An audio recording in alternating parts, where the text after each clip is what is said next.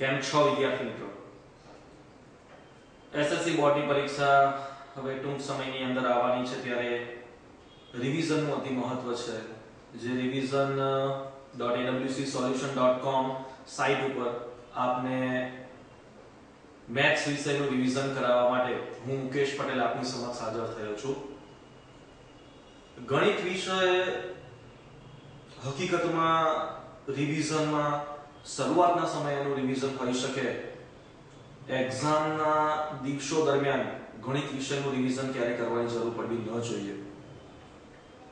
મતલબ એવો થયો કે ગણિત વિષય એ પ્રેક્ટિસનો વિષય છે, નહીં કે ગોખવાનો વિષય. ગણિત વિષયની અંદર દરેકે દરેક દાખલા ગણવા જરૂરી નથી હોતા, પણ જરૂરી હોય છે દરેક દાખલાની રીત આવડવી. જો એક રીત ઉપર આધારિત 50 દાખલા આપણને આપેલા હોય તો આપણને જો એક જ દાખલો આવડે તો એનો મતલબ છે કે આપણને 50 દાખલા આવડે જ. દરેકે દરેક દાખલા ગણવા કરતા દાખલાની જે મહત્વની રીત છે એને સમજવી જરૂરી છે, દાખલાની રકમને સમજવી જરૂરી છે. તો અને એમાં આપણું એસએસસી બોર્ડનું જે ગણિત વિષય જે છે એ પ્રમાણમાં એવા પ્રકારનો બનાવવામાં આવેલો છે કે જેથી કરી વિદ્યાર્થીઓની ગોખણ પટ્ટી ઘટાડી શકાય. એ ભૂમિતિ હોય, એ અંકગણિત હોય કે બીજગણિત હોય. જો વિદ્યાર્થી થોડી સમજ અને થોડા કન્સેપ્ટ સાથે તૈયારીઓ કરવા જાય તો વિદ્યાર્થી આરામથી ઘણા વધારે સારા માર્ક્સ મેળવી શકે છે. વિદ્યાર્થીને પાસ થવું આ ગણિતના વિષયની અંદર ખૂબ સહેલું છે. પણ જો વિદ્યાર્થી જરૂરિયાત મુજબની તૈયારી ન કરી શકે તો વિદ્યાર્થી ફેલ થાય. હકીકત એવી છે કે આપણા ગણિત વિષયની અંદર માત્ર ટૂંક સમયની તૈયારીમાં પણ વિદ્યાર્થી આરામથી પાસ થઈ શકે છે.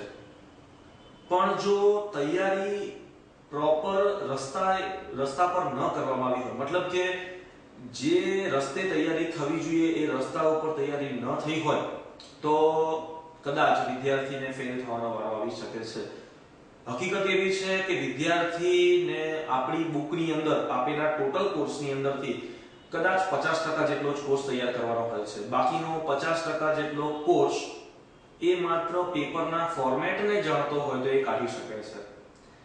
આપેલા 100% કોર્સની અંદરના બધા જ દાખલા, તમામે તમામ વસ્તુઓ એને તૈયાર કરવાની જરૂર હોતી જ નથી. ભૂમિતિની જ વાત કરીએ તો ભૂમિતિમાં પ્રમેયની ઓરમાં રાઇડર પૂછાતી હોય છે. મોટા ભાગે રાઇડર્સ ક્યારે ફરજિયાત આવતી નથી હોતી. એનો મતલબ એવો થયો કે જે વિદ્યાર્થીઓ પ્રમેય તૈયાર કરે છે અને એમાંય મોટા ભાગે પ્રમેય સિલેક્ટેડ પૂછાતા હોય છે, તો એ સિલેક્ટેડ પ્રમેય જો બધા તૈયાર જે વિદ્યાર્થી કરેલા હશે એને રાઇડર એક પણ કરવાની જરૂર પડતી નથી. અને જોવાની વાત એ છે કે મેથ્સના અભ્યાસક્રમની અંદર ભૂમિતિના વિભાગમાં મોટા ભાગનો વિસ્તાર એ રાઇડર દ્વારા રોકાયેલો છે. અને રાઇડર તૈયાર કરવાની જરૂર ન પડે, મતલબ કે ગણિતનો 25% હિસ્સો તો એમને સીધો નીકળી ગયો. માત્ર વધ્યો છે 75% હિસ્સો જે તૈયાર કરવાનો બાકી રહે છે. આ 75% હિસ્સાની અંદર પણ પેપર સ્કીમના આધારે જો તૈયાર કરવામાં આવે તો બીજો 25% જેટલો હિસ્સો એ સરળતાથી કાઢી શકાય છે. મતલબ કે માત્ર બુકની અંદરના આપેલા કન્ટેન્ટની અંદરથી માત્ર 50% જેટલી જ તૈયારી જો થાય, પરંતુ નિશ્ચિત કરેલા ફોર્મેટ મુજબ, તો આરામથી 90 થી વધારે માર્ક્સ કવર કરી શકાય છે. 90 થી વધારે માર્ક્સ મેળવવા માટે હંમેશા તમારી જૂના ધોરણોની આવડતની મેઇન જરૂરિયાત હોય છે. જૂના ધોરણની તમારી જેટલી આવડત હશે, તમારું પેપર લખવાની અંદર જેટલી તમારી ચીવટ હશે, એટલા વધારે માર્ક્સ આરામથી મેળવી શકાશે. મોટા ભાગના હોશિયાર વિદ્યાર્થીઓના પેપરોની અંદર એક ખાસ વસ્તુ જોવા મળે છે કે એમની જે ભૂલ છે એ ક્યારે મેથડની નથી હોતી, પદ્ધતિની નથી હોતી. એમને તમામે તમામ વસ્તુઓ આવડતી હોય છે, છતાં એમની ભૂલ થાય છે તો માત્ર અને માત્ર પ્લસ માઇનસની ભૂલો હોય છે.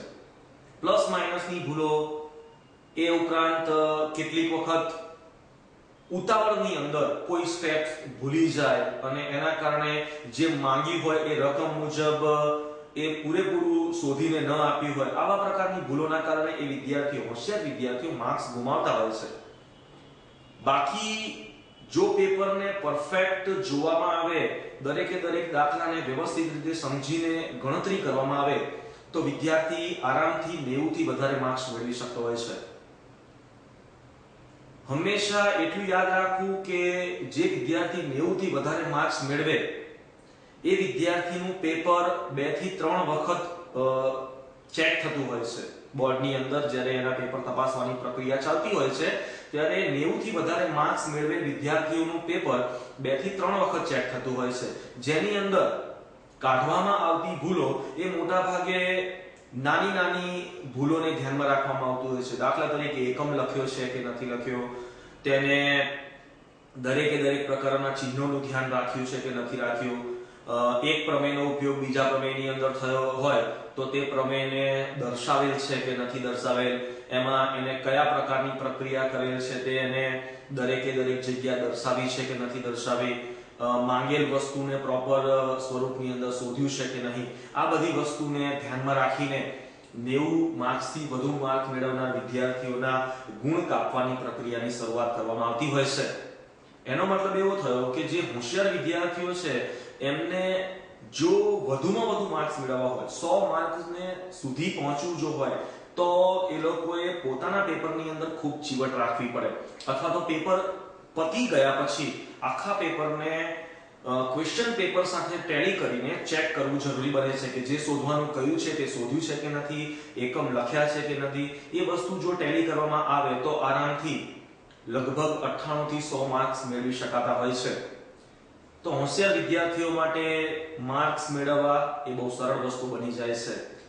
ગભરામણ જો ન રાખવામાં આવે, પેપર દરમિયાન જો નર્વસ ન થઈ જવામાં આવે તો આરામથી પેપર 2.5 કલાકમાં પૂરું થઈ શકે છે.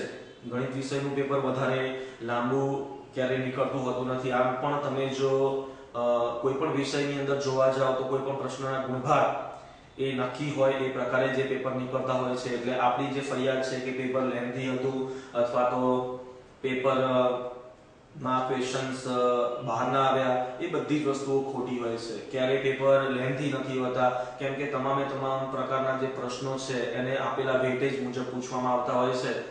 વિદ્યાર્થીની પોતાની ઝડપ એની અંદર મહત્વ ધરાવતી હોય છે. ક્વેશ્ચન પેપરમાં સેક્શન A અને સેક્શન B માં જેટલો ઓછો સમય લાગે તેટલો તમારું પેપર એ ઝડપથી પૂરું થઈ શકે છે.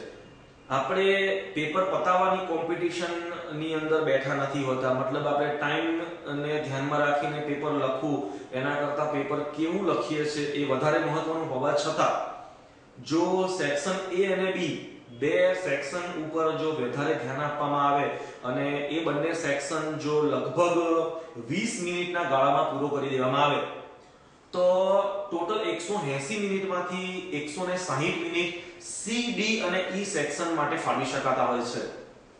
મતલબ કે 30 માર્કનું સેક્શન A અને B જો 20 મિનિટમાં પતી જાય છે તો 70 માર્કના સેક્શન C, D, E માટે આપણને 160 મિનિટ જેટલો સમય મળતો હોય છે.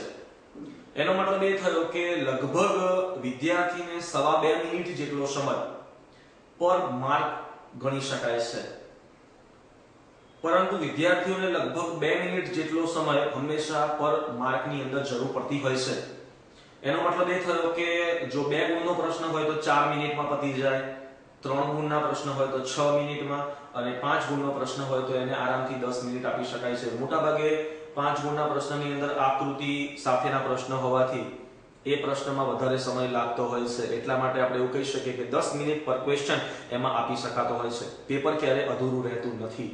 જો આ પ્રકારે સમયનું મેનેજમેન્ટ કરીને પેપર આપવામાં આવે તો લગભગ 2.5 થી પોણા 3 કલાકમાં આરામથી પેપર પતી જાય અને છેલ્લી 15 થી 20 મિનિટ પેપરને સરળતાથી ક્વેશ્ચન પેપર સાથે ટેલી કરીને જોઈ શકાય છે.